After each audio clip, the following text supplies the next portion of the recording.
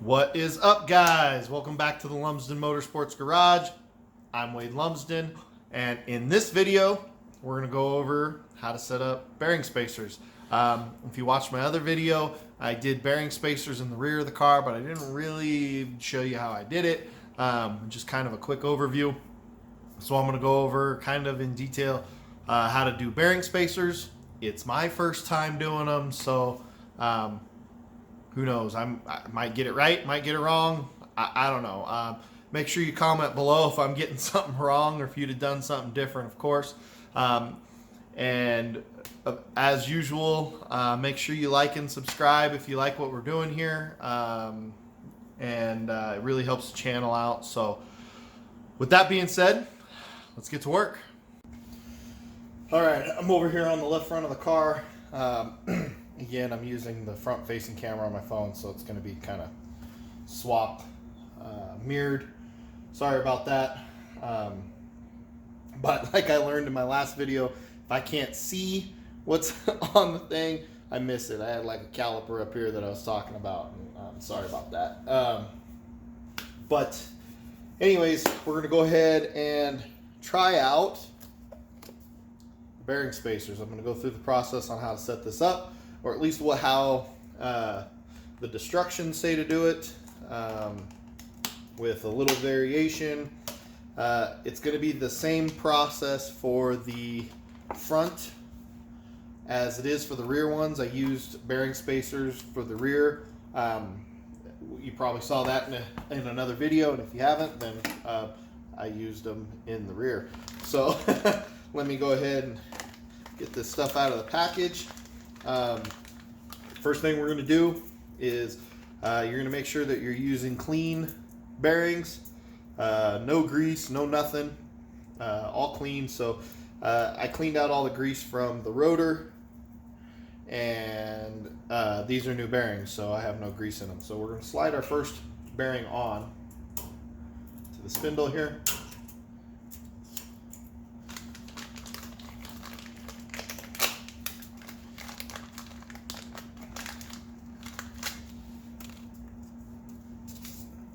Sweet. And then in the instructions it says to, I guess I should go over this a little bit here. So this is the bearing spacer. This portion here is threaded and adjusts in and out by screwing it in and out. This is a lock screw once you get it to where you want it. So what we're going to do, slide this on here, right like that. And I guess I'll do a quick explanation of kind of how this works without the rotor in place. So the bearing, the outside bearing will go in, okay? We'll be able to take the nut and lock this down and push this in just nice and tight, right? And then this bearing spacer keeps the space between here and here right where you want it. Which adjusts how much pressure goes up against the races inside the rotor, right? So the longer you make this, the more you extend it out, the looser the bearings get. They get farther and farther away from each other. And of course, the opposite is true. So the shorter you make this, the more it will suck in and be tighter. So that's the quick and dirty explanation. We're going to go ahead and throw our rotor up. No, this is not a new rotor. This is my old rotor. I am a baller on a budget, so I cleaned out all of the grease and all that stuff in here, and I took these to O'Reilly's, and they turned them for me because they were pretty grooved up on the backside. So I'm just playing with turned rotors here. So we'll go ahead and slide this on. We'll put our bearing in. Awesome. Put our washer, retaining washer, on. And then we'll go ahead and put the nut on.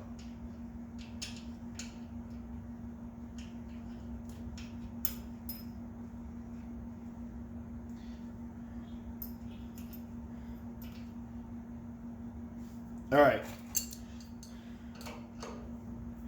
So the beauty about this is, like you just saw, all I did was tighten it. I just nice and tight and called it good. That thing spins like crazy already, and we haven't even adjusted anything, right? I'm sure you can hear it. There's plenty of play in there. So the instructions, I will kind of read to you exactly what they say here. Install hubs with bearing spacer between bearings, completely tighten spindle nut, rock hub to check for end play. If no end play is noticed, adjust out the spacer and repeat until play exists. And then you'll remove and adjust the spacer shorter until the end play is removed. To increase accuracy and performance, use dial caliper and micrometer to measure the spacer height and adjust in shorter increments, like 1/1000th of an inch. Try until the proper end play is achieved. See the chart below. According to this, we want 1/1000th to 2/1000ths of an inch of play is what we want. So we only want this to move 1/1000th to 2/1000ths of an inch. I'm going to cheat a little bit here and show you kind of how I'm going to do it, so I don't have to take it on and off a bazillion times. All right, so I have this set up. We're going to go ahead and give this a wiggle. So it's going from the 67 to the 54. 67, 54. It means it's moving 13/1000ths of an inch. 13/1000ths of an inch, which means that the bearings are too far apart. So we need to suck it in, since we want 1/1000ths of an inch play.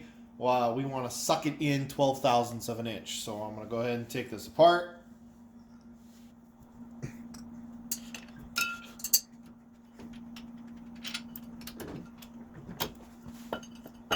All right, so here's our bearing spacer.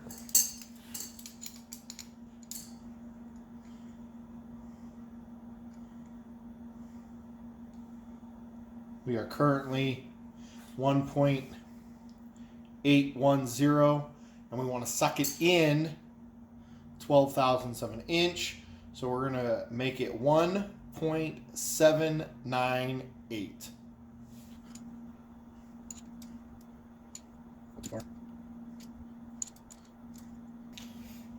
Okay, I got 1.796. We're going to go ahead and give that a shot.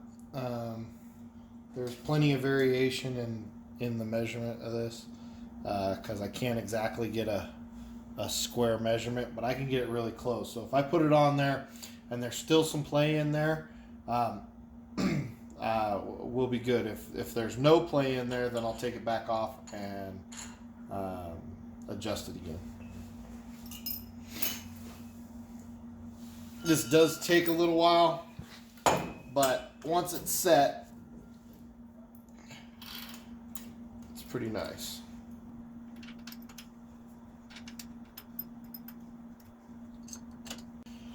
All right, so now it might be hard to see here, but we go into the 0, pull out to the 2/1000ths, into the 0, pull out to the 2/1000ths. So 2/1000ths of an inch, we're going to pull this apart. 1/1000ths of an inch is really hard to get with this, but we're going to give it a shot. Try to only unscrew it by 1/1000ths of an inch. I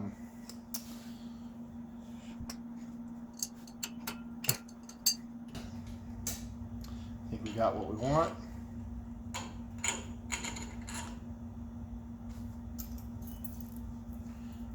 One more test.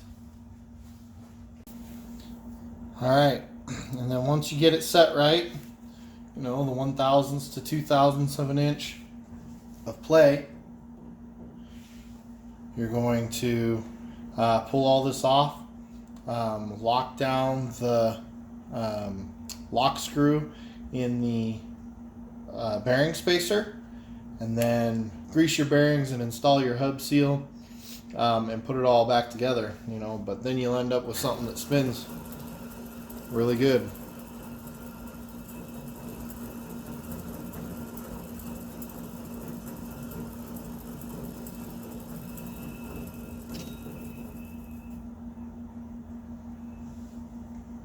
All right, I'm gonna get this all torn apart, get my my bearings sealed.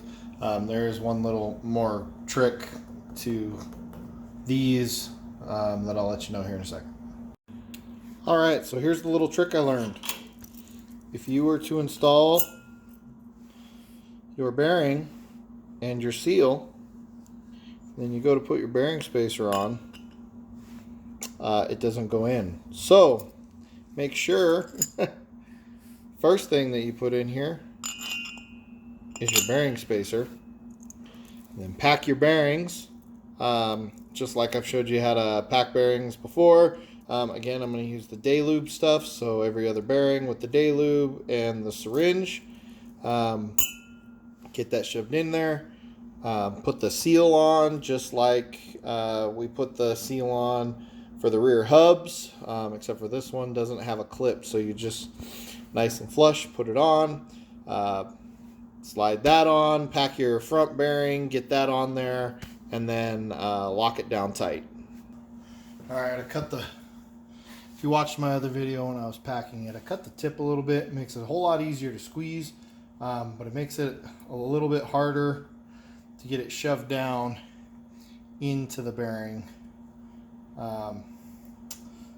especially on these smaller bearings. So that was probably a mistake on my part.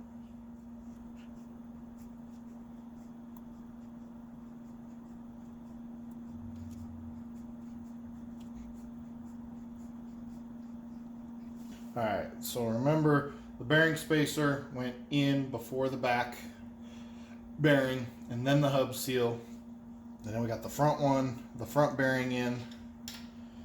We'll put our locking washer in place, and now our nut. And again, we're not going to worry about adjusting anything. That's what the bearing spacer is for. And then we lock it down, just nice and tight there. And now we use, I'm going to clean it up first, but this is the locking crown nut washer deal. But anyways, your cotter pin will go through a hole right here, so the goal is to set this on in a way that it lines up with the cotter pin holes like that. And so now we take our cotter pin, put it in place. I like to take a little screwdriver to get it to fold over. Just locking that in place. And I take a pair of wire cutters, cut the bottom portion, fold it down a little bit, call it good. And for right now, we're going to leave the dust cap off because we still got light, caster, camber, toe, all that stuff to check out later. I don't believe that's going to be this video, but there you have that. Now we are free to move on to the brakes. All right, so I'm going to put the brakes on here in a second, but I need to clean up these pads. They got a little bit of a lip on them. So I'm going to take you over to my fancy dancy milling machine for brake pads and show you what I do to those. All right, so here you have my wonderful milling machine for brake pads. It is my driveway. So what I'm going to do is I'm just going to take the pad and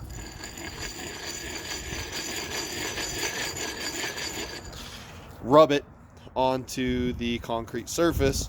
It'll help flatten it out, take away any weird lips and edges, and I use a circular motion.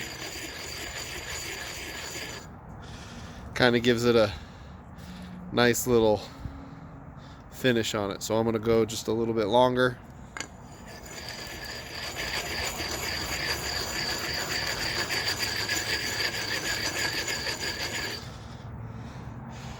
And there you have it. All right, I'm going to go ahead and move on to installing my brake pads that I just precision machined. All right. All right, can I install this caliper?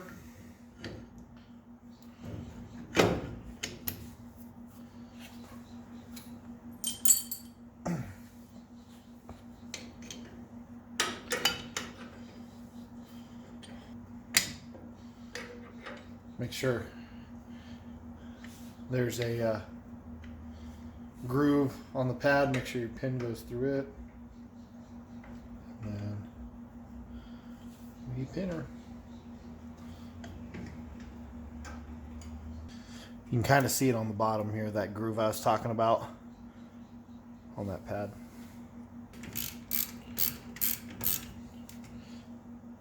Click, click. Torque to perfection. Sweet. So now that we got this, basically all we got left is, of course, the spring. We got to get the spring in there. I still got to figure out what I'm putting in. Shock. And then we're going to do camber, caster, toe. But I'm going to do that at a later time. With these cool little setup sticks that I have that you've seen in my other videos and before. If you lock this distance here at what it is during your ride, at your ride height, you can actually set all of your camber, caster, toe up in the air like this. I'm not 100% sure that this is where this is going to be at ride height. I just took a general measurement after I brought the car in from the end of the season, because again, I didn't have these before, so I just took a quick measurement, and I had been, twisted on weight jacks and all that other happy stuff, so this might not be 100% the measurement from the shock mount up to the upper shock mount for where my ride heights would be. So I am going to end up setting my camber, caster, and toe and all that stuff when the car's back down on the ground. But I can at least say that the suspension's together minus the spring and the shock. All right, so I figured I would go ahead and install my spring. So previously I told you about the newer style spring bucket I'm going to, the outside grab. And I would go over why I'm doing that. Part of it is an alignment thing, but the other piece is with the new technology that Weir's came out with. In the top of this, I am going to put a bearing, this torsion bearing here. That is going to ride on top of the spring, and then the spring bucket will set on top of that and allow this spring, when a spring normally compresses, it has a little bit of twist to it. So as this spring compresses, it'll twist, right? And you might wonder why I'm doing that when in the center, this spring bucket twists just fine on that little bearing by itself. Well, that bearing is really not meant for a torsional load like this. It's made to flex back and forth for this type of movement, not necessarily for spinning. So This supposedly is going to keep some bind out of the spring and let your spring actually compress and rebound at its proper rate versus compressing a little bit, and then when the spring resettles, the load changes and compressing some more, and then the load changes when the spring settles some more. And so this should create a more, if we were looking at it on a graph, a more linear loading versus like a, up and then down a little bit and then up and then down a little bit, jagged kind of crawl. At least that's the idea. It's supposed to create a more linear loading. Now this is my left front. I only went with a 1 inch. They do create a 2-inch deep for the left front, but I'm a guy that chains my left front, and I honestly don't see it unloading to the point where a gap is going to be created large enough to let this spring come out. But that's mainly because I chain my left front. So I'm not really too worried about it. So let me go ahead and get this ride height stick out of the way here. I'll drop this down. All right. And then the next thing I'm going to do is back this off as much height as I can get.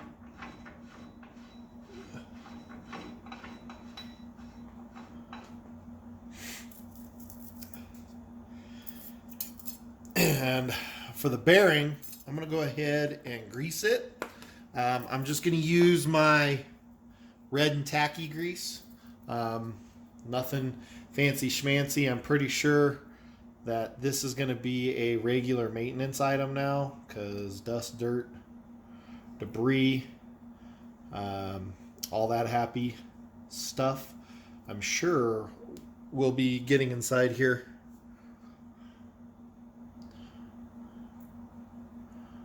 I mean, just a nice thin layer.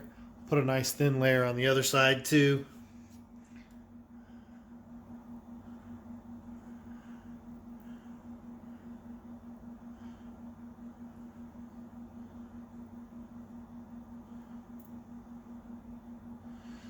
All right. Take these halves, put them together. Sweet. Now, I believe I have enough space to actually set this thing in here. No problem. I do. Okay. So I'm going to show you here. All right, so I got my spring in here.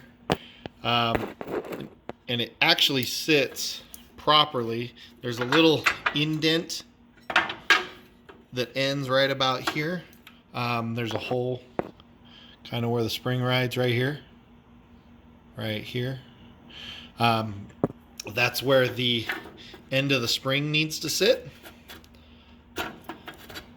And it's nice little basket right there. And I'm going to show you something else that I'm going to do as well. Again, never done it before, but I will give it a shot this time. So, and here we sit here. As you can see, I got plenty of room. I'm going to go ahead and just slide my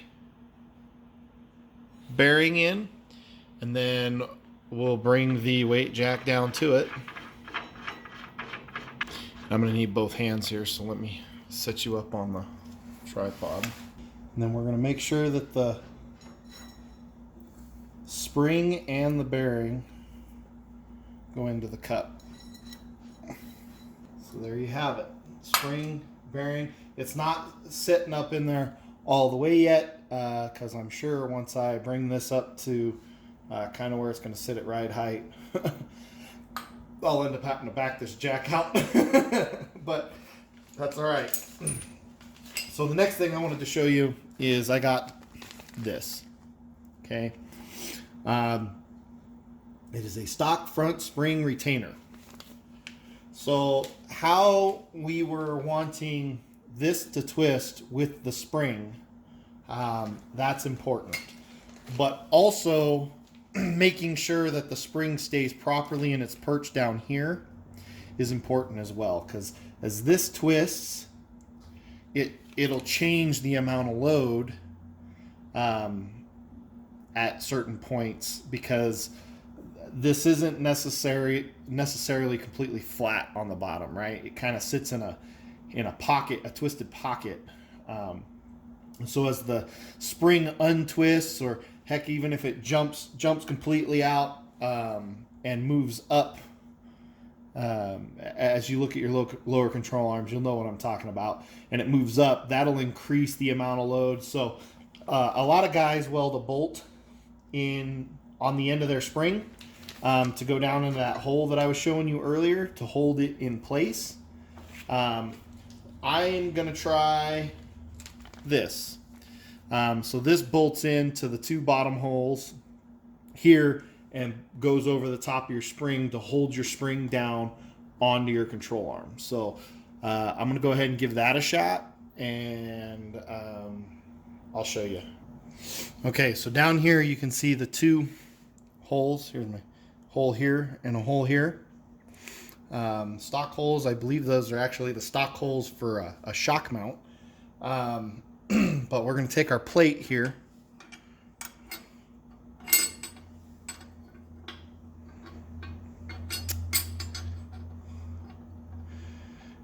And I believe the goal is to set it as close to the end of the spring as possible, because I know you can flip this over and have it over here, but it kind of rocks weird. You know, it sits flatter if you flip it over and you put it here. And then I'm going to drop my bolts in. I see one downside to this thing already. It's going to make doing a spring change longer, because you're going to have to unbolt these bolts and take this plate out to change a spring. But, you know, is it really going to be that big a deal? I don't know.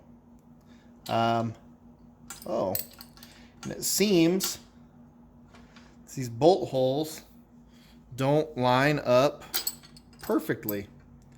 They are just a hair off. So, dang. So I had to install those kind of a little bit at an angle. On the back side, it's a nut. So I'm going to go ahead. So both are in, but they're sitting at a weird angle, kind of facing out like that. But I don't necessarily think that's going to hurt the purpose of what they're doing. And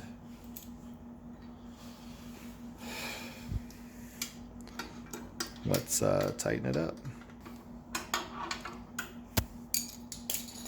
All right, so there it is.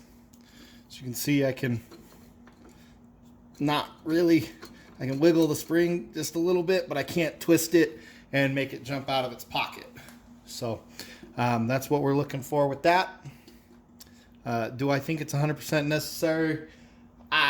Probably not. I mean, you could get away with the bolt method and, you know, weld a little bolt on the end of your spring that slides down into this pocket, or into this hole that's in the pocket. But it was just kind of a new thing, and I wanted to give it a try. Hopefully it works out. So I'm going to go ahead and get this jacked back up. I'm going to have to put the jack underneath the control arm, get it jacked up, back off this weight jack enough to where I can get this bolt back on there, or get the rod hooked back up there, and then I'll let it hang like that versus all droop down like this. All right, guys, thanks for watching. Really appreciate it. We got the springs in and the rotors and stuff on, brakes on the front. We're almost done with the front suspension, or rather we're done with it until we get the car set back on the ground, but there's still plenty of other things we got to do before we can actually get it on the ground. Something I didn't go over was the rate of spring I'm running. Since I'm going to Bristol, I'm trying something different. I have a feeling that I'm going to need something different for both springs and shocks. Bristol is a half mile and it's going to be high banked. Now, my local track is a quarter mile and has similar banking to what Bristol's going to have. So I'm used to the high banking. I'm just not used to the half mile thing. So I think the speeds are going to be much higher. And I'm probably going to need to stiffen my car up a little bit to deal with those higher speeds. I'm not sure if it's a good idea to do it with the springs or do it with just the shocks and slow everything down, or both. So actually what I'm going to attempt to do is a little bit of both. So I put 600-pound springs in across the front, a little bit heavier than I normally do, but we're going to see what that does for me. Luckily, I'm going to be able to make it for the practice days. I just got to cross my fingers. I don't know if you guys have seen what's entailed for the practice days, but there's only a couple sessions, 250 cars per session, and first come, first serve. We'll see if I can actually get into hot lap, because God knows I'm probably going to need it. So I'm just going to set it up, base setup like this, and see what happens. So again, thanks for watching, and make sure if you want to keep tagging along for this wonderful Bristol adventure, like and subscribe down below. I know once Bristol's over, there's going to be plenty of other cool projects still to work on, and follow me throughout the race year and go from there. So thanks for joining me, guys, and we'll see you next time.